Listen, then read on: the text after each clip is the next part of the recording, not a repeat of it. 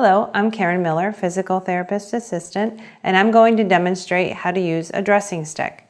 A dressing stick should be used for people with limited mobility of their upper extremities or due to weakness or pain in movement with their shoulders. Place the hook of the dressing stick just below the collar, above the arm, and guide up the arm. You can also use the dressing stick to help pull the jacket onto the shoulders on each side.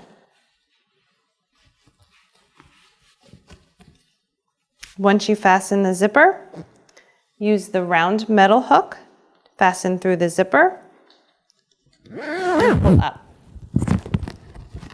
To unzip, use the hook to pull down,